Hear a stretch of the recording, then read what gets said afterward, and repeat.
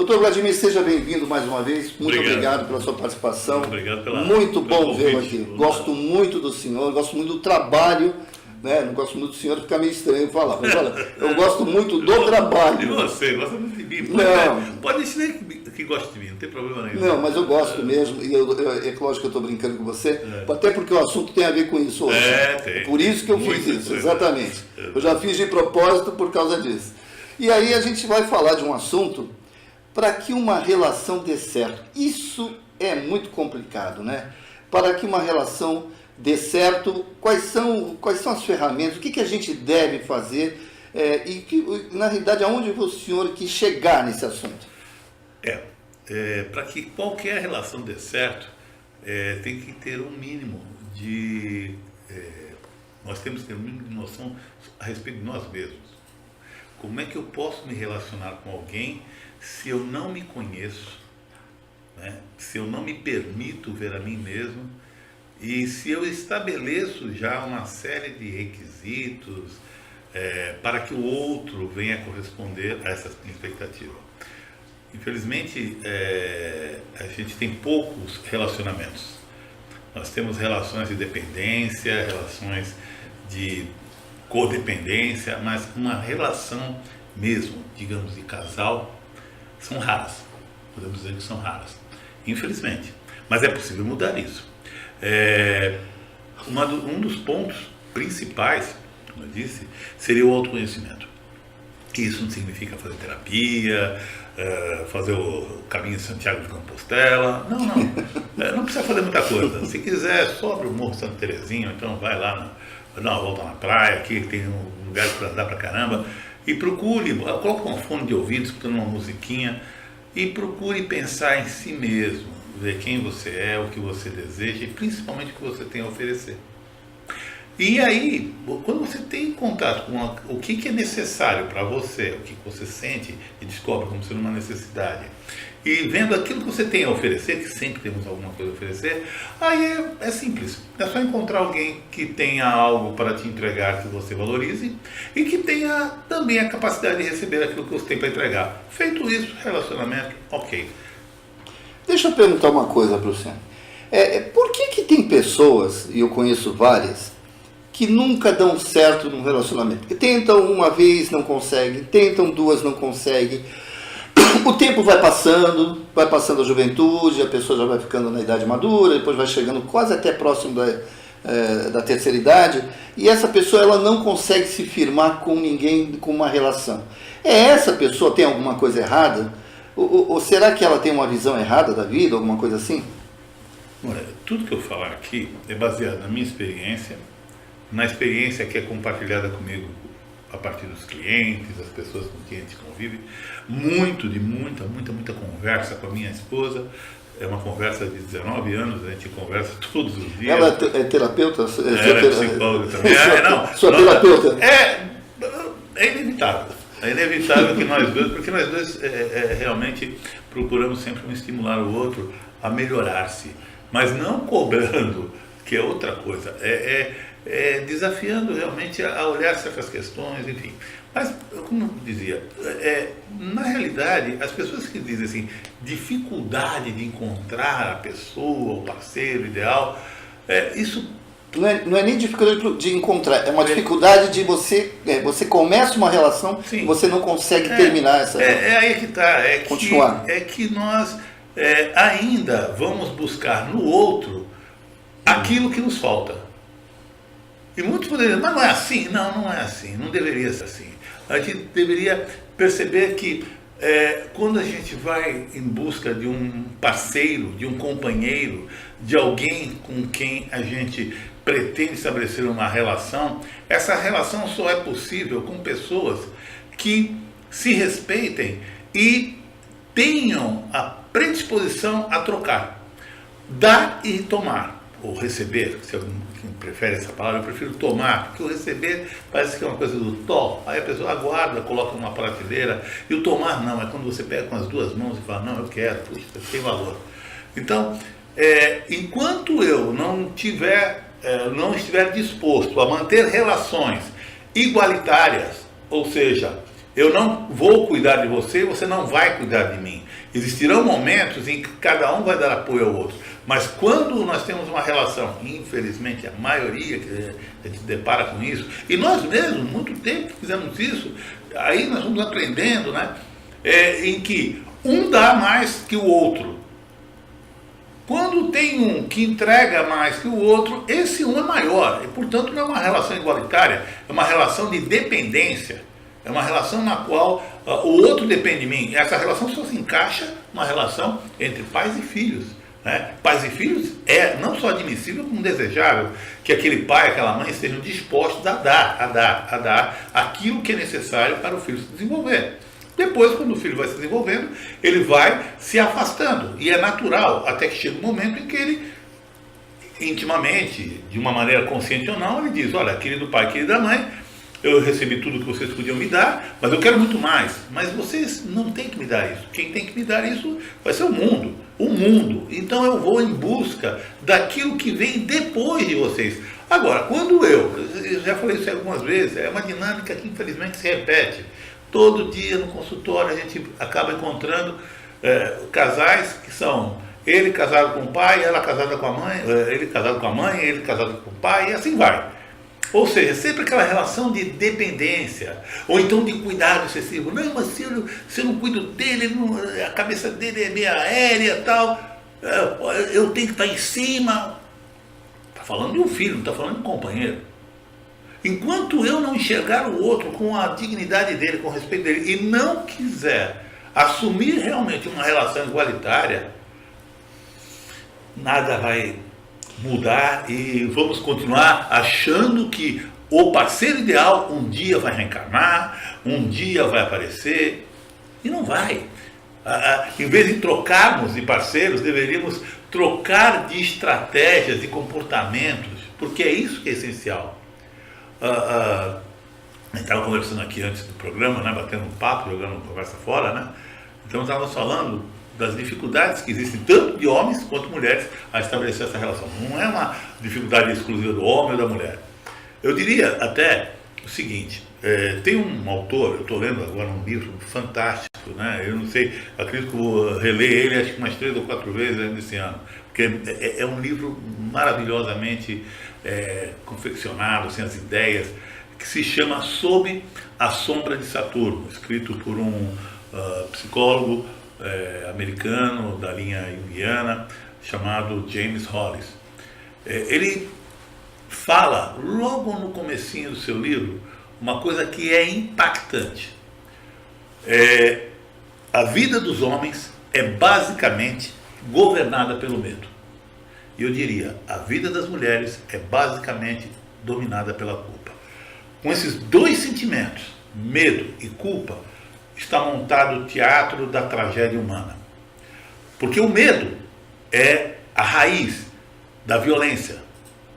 O violento é violento porque ele teme ser agredido ou ele teme ser dominado. Então ele parte já do princípio que ele precisa reagir violentamente. E isso estabelece uma maneira de viver, nós homens, que contamina todas as relações. Principalmente a relação principal, a principal relação que um ser humano pode ter nesse planeta, que é com o seu companheiro e com a sua companheira. Quando eu falo isso, tem gente que se mexe na cadeira. Não, a relação mais importante é com a mãe, é com o pai. Não, não é. Não é. Se você tira essa relação do casal, tira, elimina. Não existe. A partir de hoje não existirão casais. No espaço de 100 anos, o planeta fica sem um ser humano. Por isso que aí que está a importância. A importância é tão fundamental, é tão objetiva, que se o casal, se nós não tivermos relacionamento de casal, aí o pessoal poderia falar, mas é sexo não, um relacionamento. Mas é parte do relacionamento. Se eu não tiver um casal, eu não tenho um descendente. Eu não tenho. Então, isso já dá uma importância enorme. Mas é justamente com o outro, com esse parceiro que chega junto, que não é meu pai, não é minha mãe, não é meu filho, não existe aqui uma posição maior e outro menor.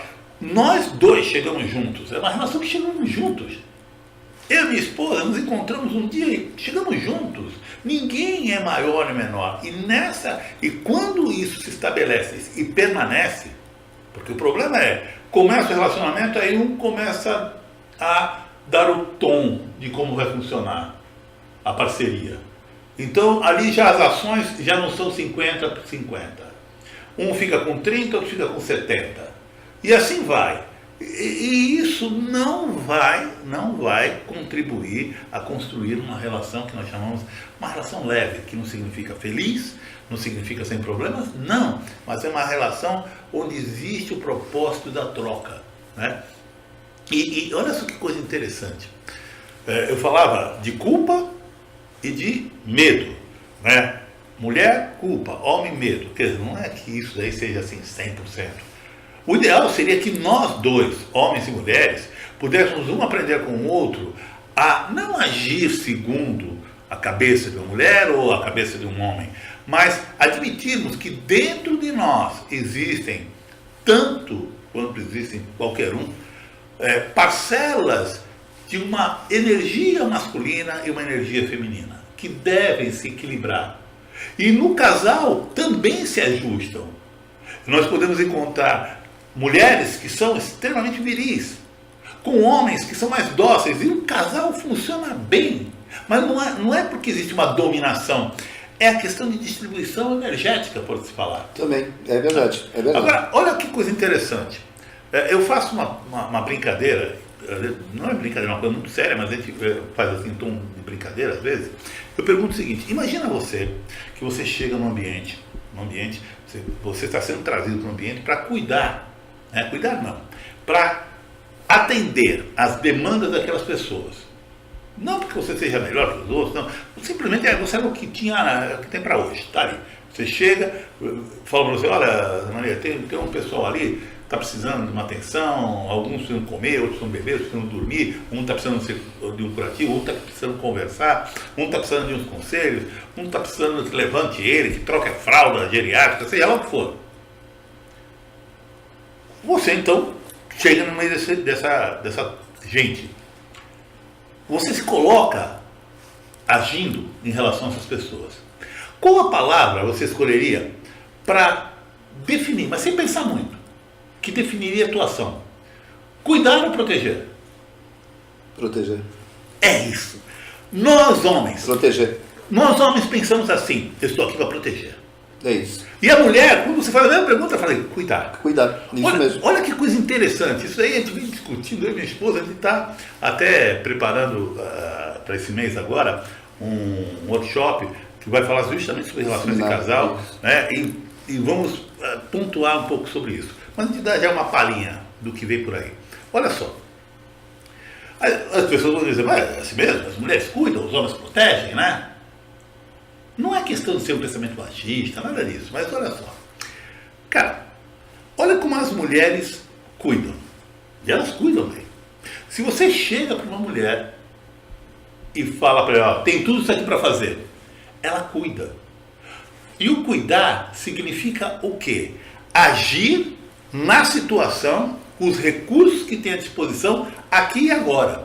Não vai se pensar se vai acabar a água, se vai ter comida para todo mundo, ou se está frio, se está calor, se ela tem outra coisa para fazer, se ela tem um compromisso. Ela pega e faz. Faz aqui e agora. Esse é o cuidar. Lindo, maravilhoso. E o proteger? O proteger, que é muito da nossa maneira de ver, infelizmente, o homem, né? Infelizmente, para proteger, você primeiro olha para você mesmo e fala: bom, vamos ver se eu estou à altura de proteger essa turma. Você tem que ser maior que todos. O protetor, ele não cabe na cabeça de ninguém que um protetor seja menor que o protegido. Porque isso não funciona. Ele tem que ser maior. E nem sempre ele é maior. Mas ele tem que ser maior. Então, para proteger, e nós protegemos, nós temos que ser maior que tudo que está atrás de nós, que nós estamos protegendo, e maior do que tudo aquilo que virá. Você fala que em autoridade? Autoridade, força, conhecimento, bondade, perfeição. A proteção pressupõe, aquele que protege, ele tem que ter em escala maior aquilo que os protegidos não têm. Porque senão ela não funciona como protetor. E detalhe, para ser um protetor e, portanto, proteger, tem que existir um perigo. Ou seja, eu só funciono como homem, que sou protetor, se eu tiver algo a que enfrentar. Se eu tiver um ambiente onde nada ameaça, eu estou sem função. Ninguém precisa de mim. Eu não preciso proteger ninguém? Como assim? Aí eu começo a inventar necessidades de proteção. Peraí, pode acontecer alguma coisa, pode vir alguém da rua agora. Então, e nós somos treinados a ser assim desde pequenininho. Por quê? Nós não temos contatos com cuidadores masculinos, só cuidadores femininos, que são as mulheres, que são as avós, as tias e tal. Raramente você vai encontrar em casa, um pai que chega do trabalho junto com a esposa que fala: querida, vai lá descansar um pouco, eu vou lavar a louça. Mas isso aí é banal, é uma besteirinha, lavar a louça. Não é. É porque lavar a louça é cuidar, não é proteger. O homem puxa o seu Nós somos criados assim. celular e começa, eu estou aqui pensando porque amanhã eu tenho algumas coisas. O nosso problema é que nós vivemos sempre em decorrência daquilo que vai acontecer. O homem nasce com uma lista e morre com uma lista incompleta. Ele vai ticando, tem que fazer isso. É sempre algo a acontecer, enquanto a mulher cuida do que é, do que está. Se nós conseguíssemos Mudar isso. Também cuidar. Homem não se cuida. Isso aí se fala, o homem não se cuida. Claro que não, o homem se protege. Nós nos protegemos, nós não cuidamos. Cuidar é coisa de mulher ou outras denominações que não cabe aqui falar até. Mas, enfim. Mas isso começa quando? Começa lá atrás, no comecinho. Quando eu, bebê, menino, né, vejo, eu sou cuidado, sou muito bem cuidado. Meu pai me pega de vez em quando no colo, mas raramente. Você tem um pai que troca fralda, né? Tem muita gente que faz isso, enfim, mas isso é eventual, né? Aí, olha só que coisa interessante. Aí essa criança, hoje, vida moderna, a mulher também trabalha, tá, o homem, todo mundo trabalhando. A criança vai para o maternal. Você deixaria seu filho no maternal que tem homens cuidando? Já. Imagina, não, que isso aí é coisa para mulher. Então, essa criança, esse menino, vai ser cuidado por mulheres. Ou, no máximo, homens que são bem delicados, quase mulheres, né? Aí você deixa. Mas um homem, tipo a gente assim, meio ogro, tal, não, esse cara não tem jeito, não tem jeito de lidar com criança. Então essa criança vai até passar esses anos sempre tendo essa referência do cuidado feminino. E ele, eu sou um menino. Aí vem a tragédia do começo da vida escolar. Não aquela vida de berçário, maternal, porque ali é todo mundo meio assexuado, as crianças são mais ou menos da mesma idade, as tias brincam bastante, mas quando a criança cai no primeiro grau. E essa cena é inesquecível e que vai, infelizmente, determinar a história daquele ser humano masculino. Quando chega a menina com 6 anos de idade, lá no primeiro ano, naquela escola um pouco maior ou muito maior, não importa, e ela vê aquela multidão de crianças, meninas e meninos de todos os tamanhos, né? Gente gritando, só que ela está sendo deixada lá pelo pai e pela mãe. E de repente o pai e a mãe não estão lá. O que acontece? Na maioria dos casos, a menina começa a chorar. Ela chora porque ela sente medo, ela está num ambiente estranho, com pessoas que ela nunca viu, ela se sente insegura e começa a chorar. Imediatamente as meninas que estão ali na proximidade vão em torno dessa menina. O que elas fazem? Elas tocam a menina, pegam na mão dela, calma, não fica assim, mamãe já volta. Olha, eu também chorei outro dia, não, isso aí passa, fica tranquila. Nós vamos ser amigas, nós vamos brincar, vamos ficar juntas, que é fulana, que é ciclana e tal. E as meninas se tocam. Elas se abraçam, uma beija a outra, pega na mão, peraí, vamos passear, vamos lá no banheiro, enxugar essas lágrimas, tal, não sei o que. Bom, no mesmo dia, na mesma escola, um menininho de 6 anos também chegou lá, papai e mamãe foram embora, ele começa a chorar. Os outros meninos de 5, 7, 8, 9, 10, 11 anos cercam ele e fazem o quê? Bichinha, mulherzinha, mariquinha, tá chorando, tá com medo, tá com saudade da mamãe. E dá-lhe tapa, dá-lhe croque, dá-lhe paulistinha. Aí o moleque começa a ficar, né, preocupado. De repente, o pior acontece. Chega a professora, uma mulher, né? Chega lá e fala assim: meninos, parem com isso. Onde já se viu? Coitadinho do Zezinho. Vem cá, Zezinho, olha, fica aqui comigo. Fica aqui comigo, vocês são muito feios, olha, tá vendo que ele tá triste? Olha, se ele fizer isso de novo, você me chama que eu vou dar um jeito nisso.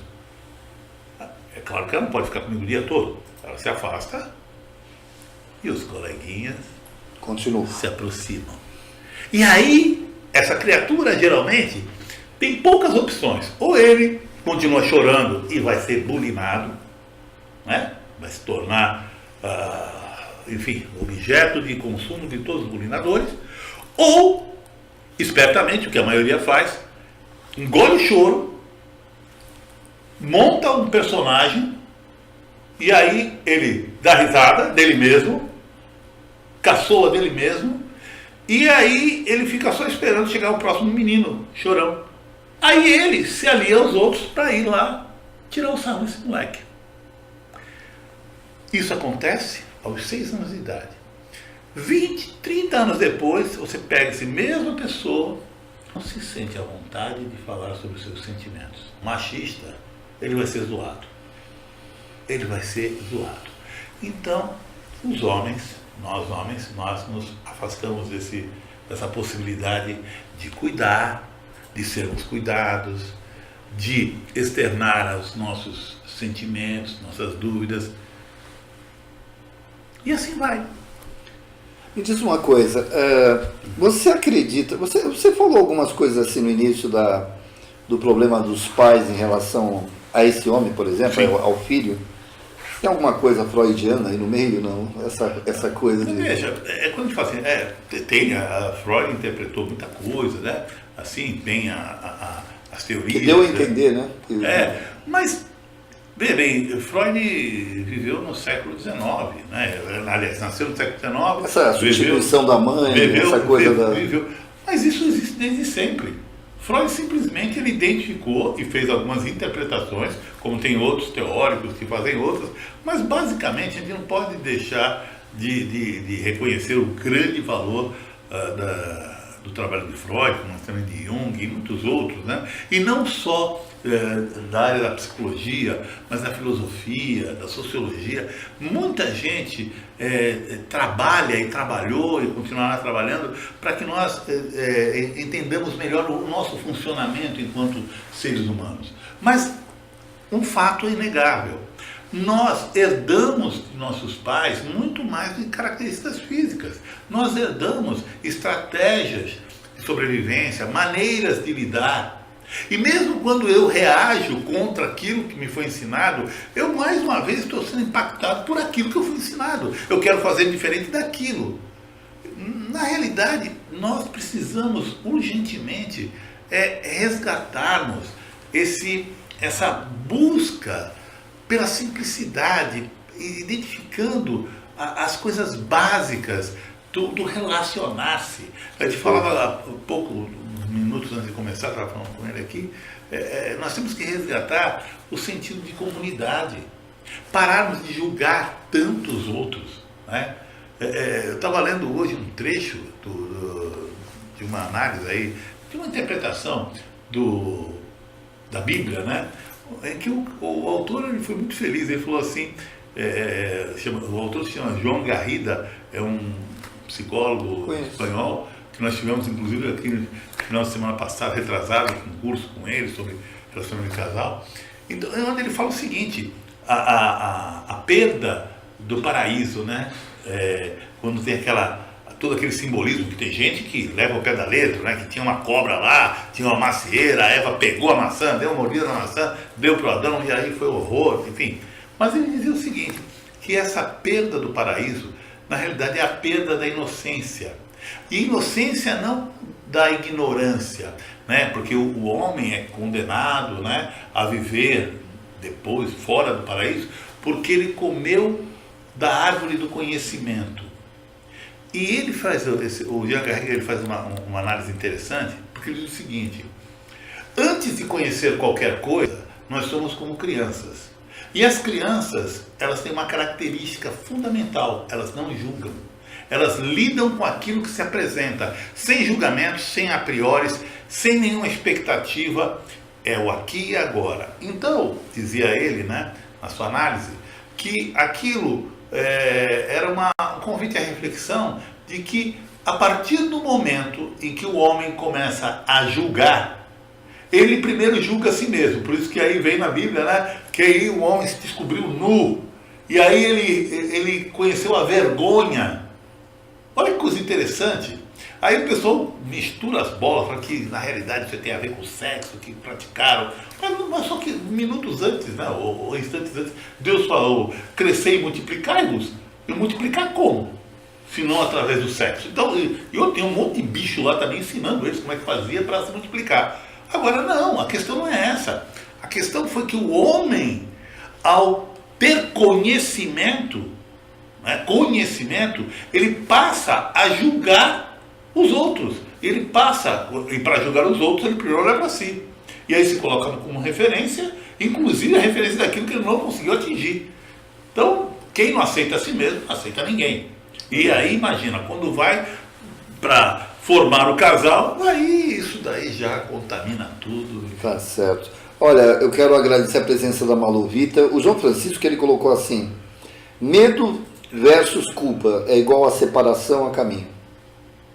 Não é medo versus culpa. Se fosse isso, era bom. Porque os dois se degladiriam e falavam assim: não, você é culpado. Né? Não, você está com medo. E cada um vai para um canto. Não, é medo mais culpa. Aí... Não é versus, é não mais é mais. culpa. Porque imagina só, eu tenho medo. Como eu tenho medo de reconhecer minha fragilidade, eu tenho medo de falhar, eu tenho medo de errar. Semana passada eu estava fazendo uma palestra sobre suicídio, né? Sobre a prevenção do suicídio, e eu disse que o suicídio ocorre entre os homens 4 vezes mais do que entre as mulheres. Né? Por quê? Porque nós, homens, temos uma capacidade infinitamente maior que as mulheres de auto-julgamento. Nós não podemos errar. Nós não podemos errar. As mulheres erram, errei, pisei na bola, não tem problema. Nós não, nós temos um brio. Somos criados assim. Nós somos criados, nós podemos errar, nós podemos falhar, porque nós temos que proteger, a história da proteção. O protetor não pode falhar, tem que ser infalível. E aí, quando ele se vê diante de algo que é maior que ele, ou que ele poderia simplesmente dizer: eu não estou aguentando, me ajude. Não, ele pega e se mata. Então, tem isso também. Então, junta isso, aí junta a culpa. Quando a gente fala culpa, por quê? Porque a mulher também, nessa coisa do cuidar, ela foi catequizada, ela foi convencida desde sempre que ela é uma cuidadora. Ela cuida dos filhos, cuida dos netos, cuida do marido, cuida dos pais, cuida de todo mundo. Ainda é assim ou já está mudando? Está mudando, mas mudando de uma forma assim, com muita raiva. Ah, é? Com muita raiva. Quando na realidade nós precisaríamos, e infelizmente as mulheres têm que, elas infelizmente não têm muito espaço para negociação não, porque a gente pega: não, tudo bem, querido, eu entendo o teu nervosismo, é a TPM, tem até uma onda, né? Mas não é. As mulheres ainda, elas, para conquistar o espaço dela, vai ter que ter muita briga. Aí o pessoal fica: não, as feministas, eu apoio as feministas porque elas sabem o que elas estão fazendo. Algumas não, são mais radicais, mas também de radical, o machismo é muito pior que qualquer feminismo. Então, nessa questão da culpa, só para completar, as mulheres, como elas se sentem sempre, inconscientemente, elas são responsáveis pelo cuidar. Então, por exemplo, elas se veem muito sem direito. É interessante, até mulheres assim, bem escoladas, chegam e falam assim, nossa, eu cuido disso, eu cuido daquilo, eu cuido da casa, eu cuido dos filhos, e você nunca me leva para sair fora, não leva para uma pizza. Elas reclamam. Por que não dizer, em vez de falar assim, porque eu faço isso, não, vamos comer uma pizza? Eu não precisaria justificar, mas ainda há a necessidade de demonstrar, olha, eu cuidei de tudo, hein, mereço alguma coisa. Então, existe também essa... Mas é pelo lado do homem também. Também. Então, ele tem que mostrar que ele está protegendo, ele tem que mostrar que está... Agora, imagina, o dia que nós sentarmos, deixarmos nossas armas, né, de lado, e falar assim, vamos conversar de igual para igual, né? Enfim, tem muita coisa. Olha, daria dias. Dá para fazer umas 50 lives aí. Tem uma, infelizmente, não tem espaço, eu acho que também não é o momento, né, o local. Mas, por exemplo, uma das coisas que nós homens precisamos olhar com muito carinho é a questão da relação sexual. Nós ainda estamos a milhões de anos-luz do que seja realmente uma relação sexual entre um homem e uma mulher, não entre uma fêmea e um macho. Isso é fácil, isso é só ver, a gente está repetindo aquilo que os animais fazem, mas se entregar numa relação sexual onde eu vou em busca de dar prazer ao meu parceiro, à minha parceira, e receber também dela, a partir de uma atenção voltada para o todo. Então... Cristina Tina, né? Que ela chama Cristina Tina. Seja bem-vinda mais uma vez. Você mande a sua pergunta para ele, vamos lá, vamos participar. O João está falando também sobre essa questão do sexo. Sexo é uma consequência da vida, do dia a dia, do amor em plenitude e em sintonia. Eu diria que a vida é a consequência do sexo. É o contrário. Aí nossa, a vida como expressão, né, biológica, tal, é a consequência do sexo. Se não tiver sexo, não tem vida, né? Enfim, e por sexo, vamos lá, alguém poderia dizer, mas se pegar lá no espermatozoide, juntar com um óvulo, isso é sexo, tá? O sexo, o resultado do sexo primordial é a reprodução. Agora, mas pode ter prazer? Claro que pode ter prazer. É a mesma coisa, você come um pedaço de carne, um pedaço de maçã, ou um pão, não importa o que seja. Tem algum elemento proteico lá? É nutricionalmente positivo? Então você come.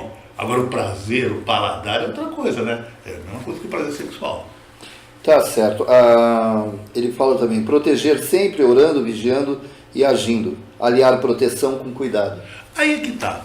Mesmo, olha só, até na prece a gente vai, vou proteger, não, assim, caramba, por que eu não posso fazer uma prece agradecendo a Deus a tudo que eu tenho?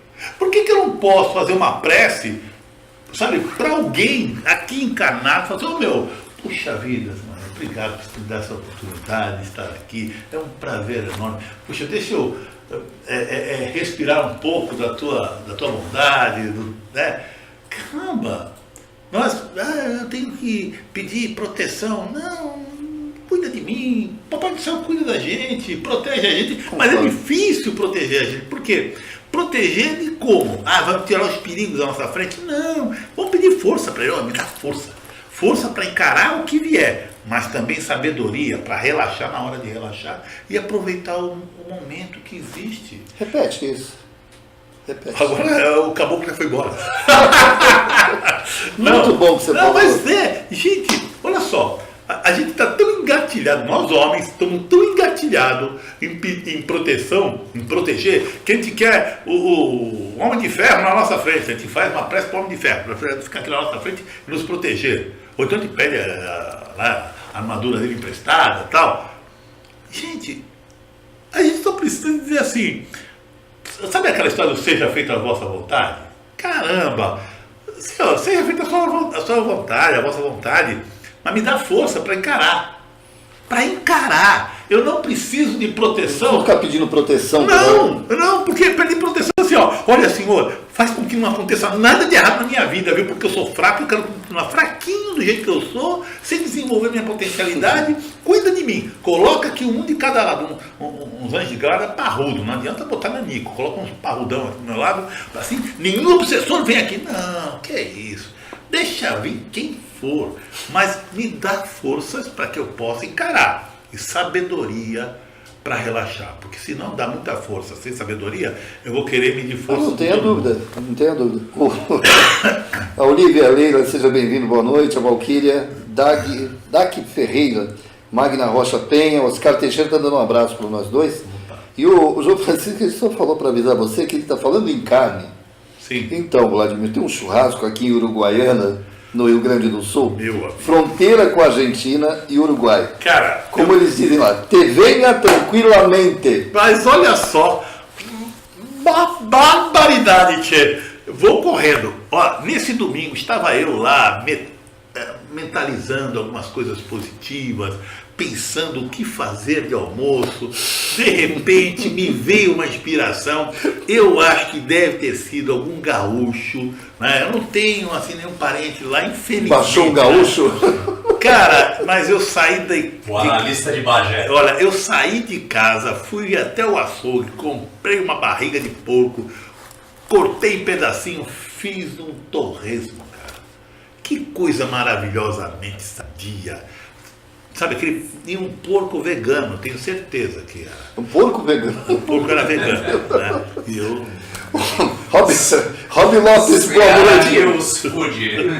Rob Lopes, boa noite. Faça uma pergunta para o nosso convidado, por gentileza. Boa noite, José Maria. Boa noite, doutor Vladimir. Boa noite a todos que acompanham o Ceará News Entrevista pelo Facebook, YouTube e Instagram. Boa noite, João Francisco Rossini. Um abraço para você.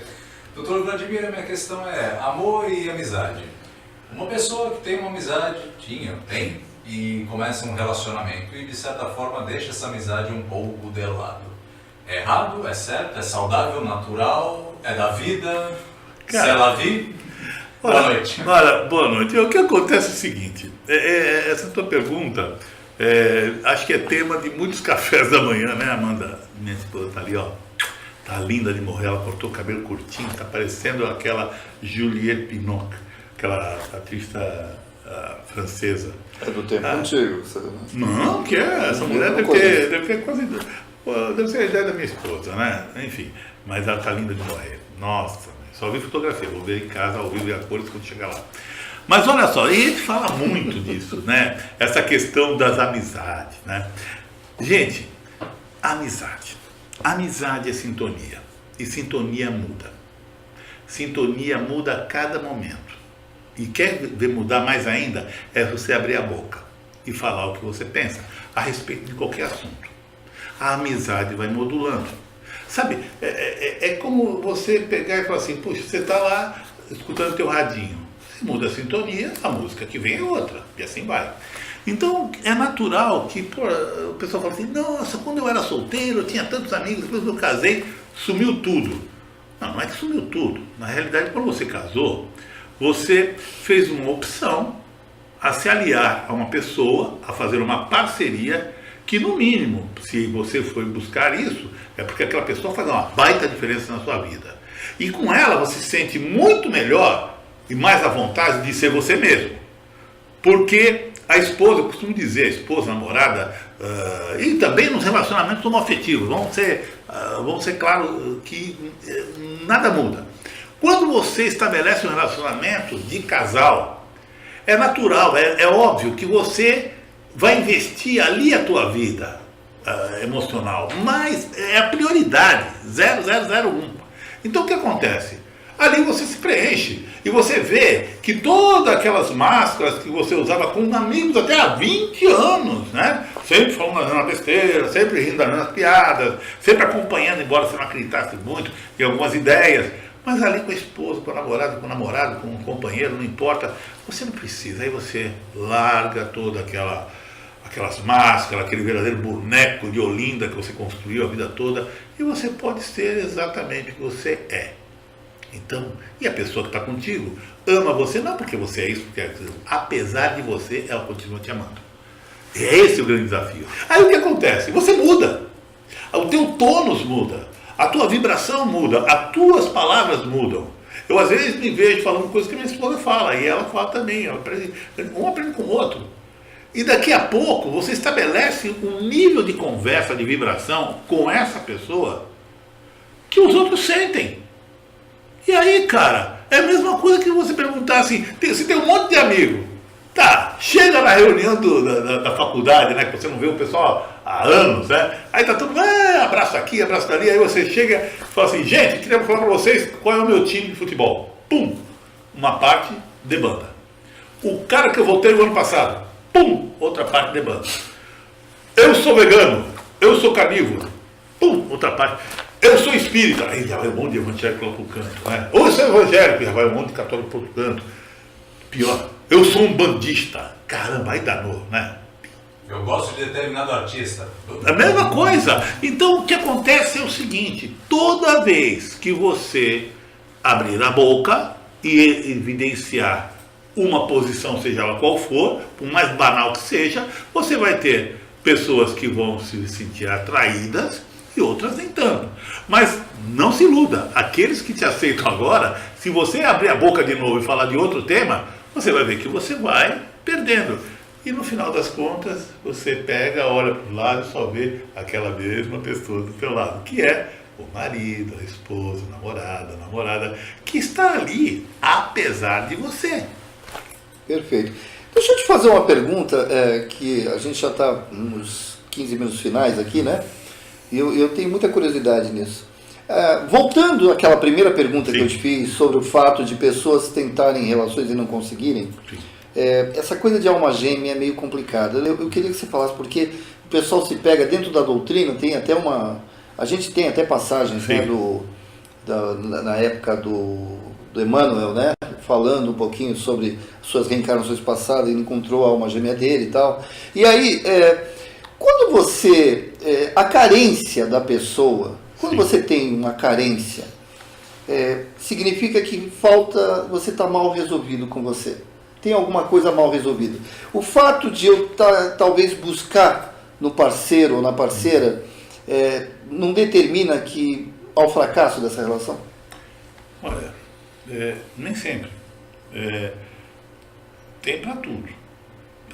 Tem para todos os tamanhos. Então, olha só.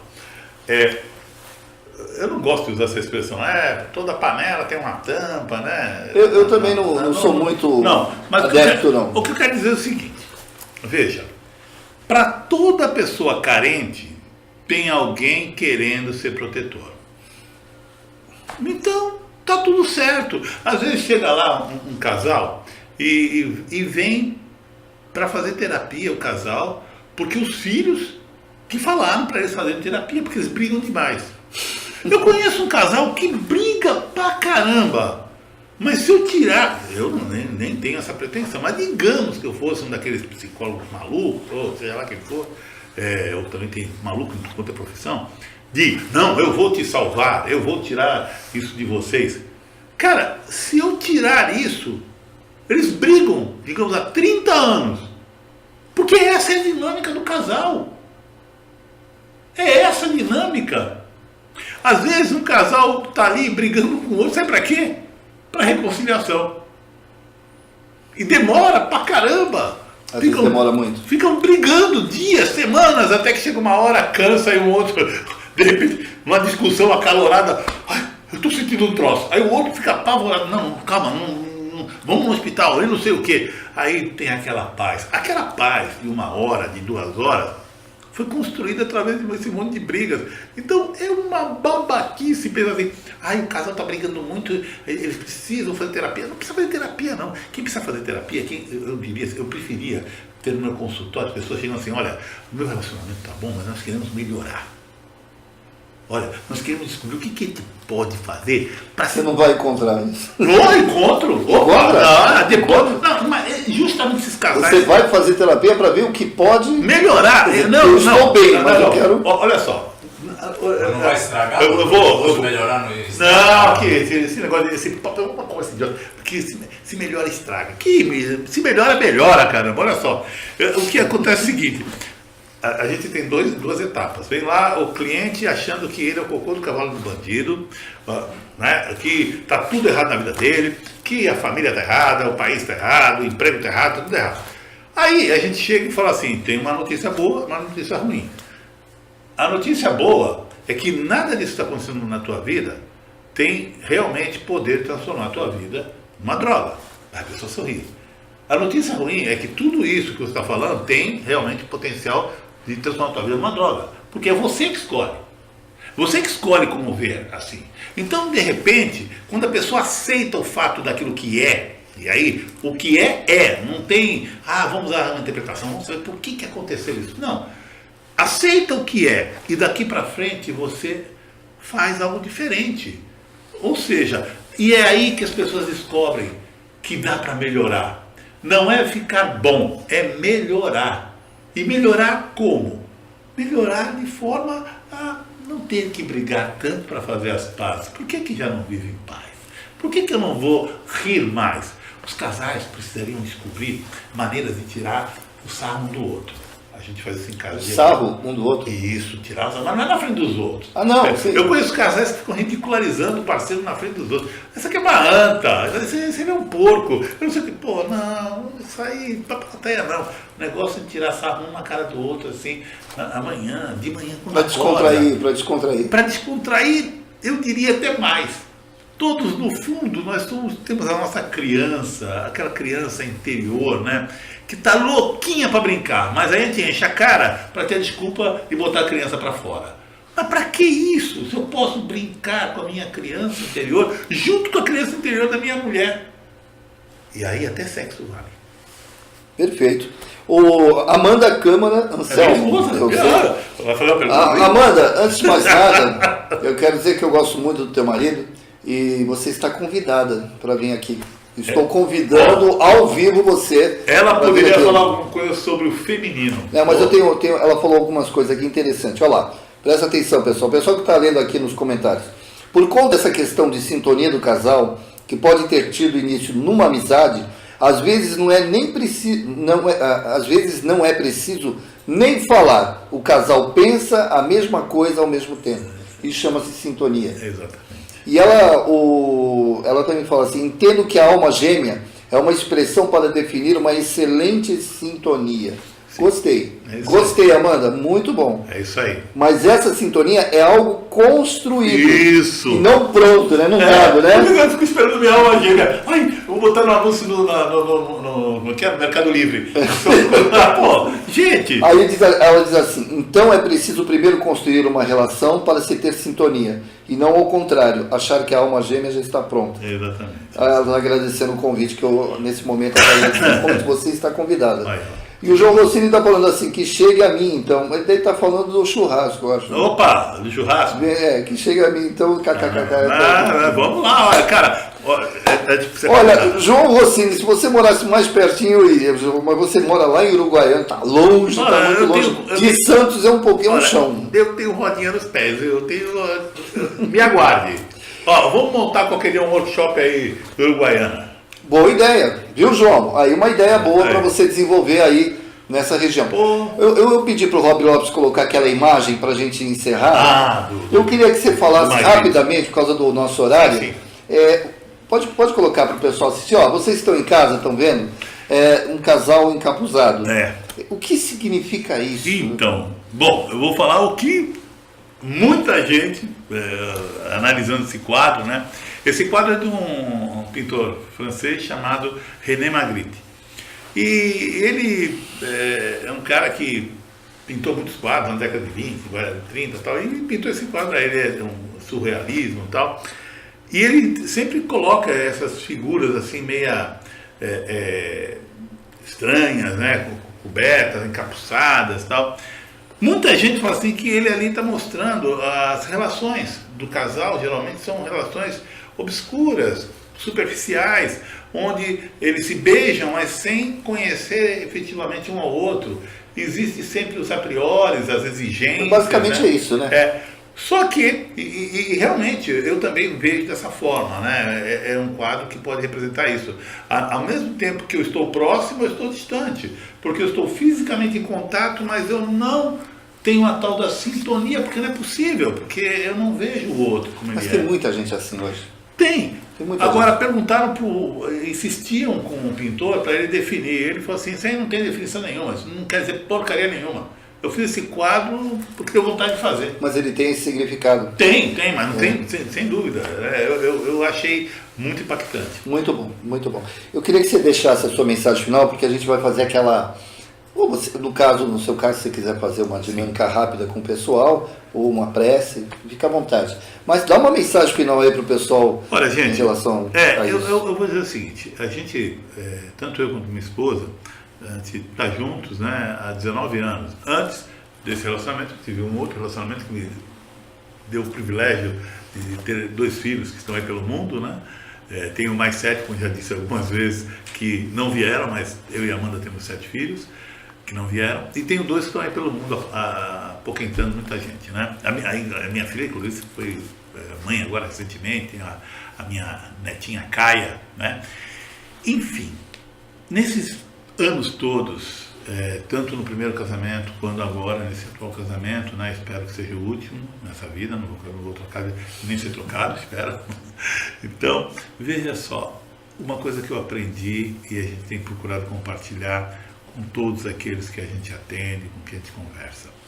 É fundamental que nós tenhamos a coragem, principalmente nós homens, eu faço veementemente um convite aos homens, de nós aproveitarmos essa possibilidade que nos é dada de ter alguém ao nosso lado com essa sensibilidade, com uma liberdade muito maior de expor as suas fragilidades e tal, e nós aprendermos com elas, com as mulheres, de podermos vê-las como parceiras, de podermos nos entregar também, aí eu faço um convite às mulheres, de insistirem com seus homens, com seus filhos, ensinem seus filhos a serem homens, não meninos.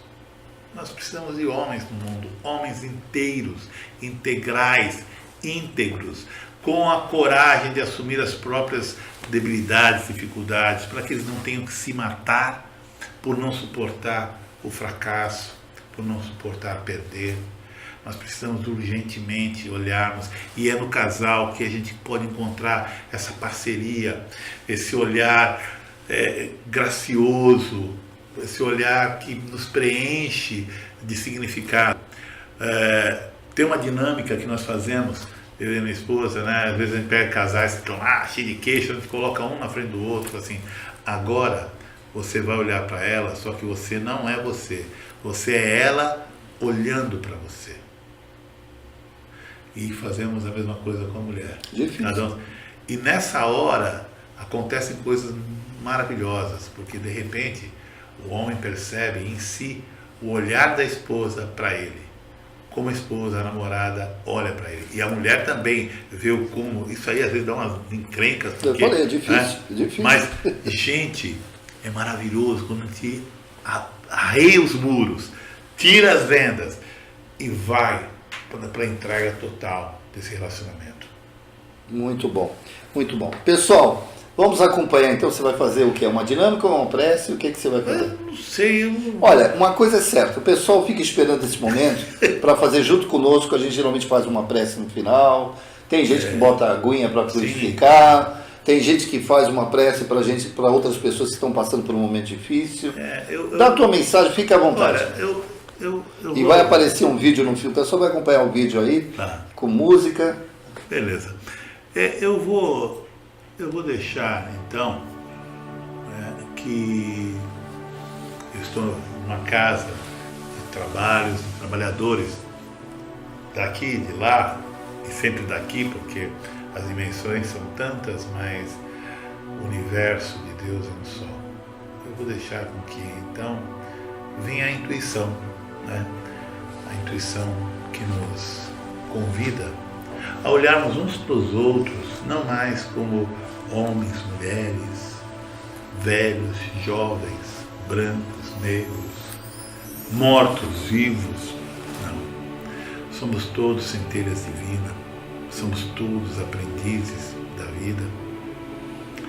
Precisamos urgentemente deixar de lado os julgamentos, o que não significa não estar atento a estabelecer limites para que aquele menos consciente não interfira na nossa vida, colocando em risco o nosso desenvolvimento, a nossa vida. Mas combatendo o bom combate, combatendo a violência, a injustiça, mas sem violência, sem mais injustiça. Combatendo com amor, com amplo abraço, com os braços abertos, confiantes, que possamos abrir mão do medo que nos torna violentos, que justifica a nossa raiva, a nossa ira, o nosso julgamento. Que possamos também nos libertar da culpa, a culpa que não serve para nada. Que consigamos converter a culpa em responsabilidade, em dizer: eu fiz, mas posso fazer melhor. Errei, mas aprendi com o erro, ou estou aprendendo. Não era bem assim que eu queria, mas quem sabe amanhã faço diferente. E aí, sem medo, ou com pouco medo, sem culpa, ou com pouca culpa, o suficiente, abrir os olhos do Espírito, olhar para aquele Espírito que está diante de nós, não olharmos o outro com dó, com pena, mas celebrarmos a vida e a coragem que ele tem de enfrentar suas dificuldades, nem que seja no leito de morte. Olhar para a dignidade humana, reconhecer-se humano diante de outro humano, e simplesmente isso, e caminhar mais um dia. Nós todos estamos terminando nossa jornada. Alguns mais perto de bater o cartão e sair. Outros ainda têm uma hora extra a ser feita. Outros acabaram de chegar. O trabalho tem que ser feito. Que a gente aproveite essa última hora para fazer o melhor que a gente puder. O melhor. Só o melhor. Nada mais que isso. Muito bem. Eu quero agradecer primeiro a sua presença. Obrigado mais uma vez pelo convite, pela sua participação, por você estar aí dando oportunidade de a gente te ouvir. Lembrando a todos que, doutor, se você quiser alguma informação do Dr. Vladimir Batista, nós vamos colocar aí depois, com calma, nos comentários, tá? Aí você pode acompanhar. Você também está nas redes sociais, né? Sim. Você tem seu canal também? Tem um canal do YouTube lá, o pessoal de vez em quando pede algumas coisas, te faz. Tá certo.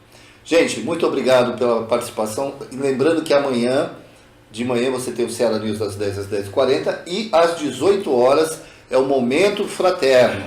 Nós pegamos aí, nós estamos com, aliás, lotou, a gente vai ter que, até talvez a gente não consiga atender todos os pedidos, todas as informações que vocês nos pedem, pessoas que estão passando por um momento de aflição, de dificuldade, e a gente vai procurar ajudá-los na medida do possível. Nós estamos amanhã com mais 2 convidados que trabalham no atendimento fraterno, pessoas que tenham conhecimento, que possam ajudar para você que vai participar amanhã do Momento Fraterno. Então, nós nos vemos amanhã, se Deus quiser. Um beijo, fiquem com Deus, muito obrigado pela participação de vocês.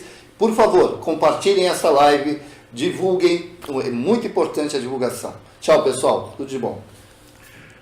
Ai, ai.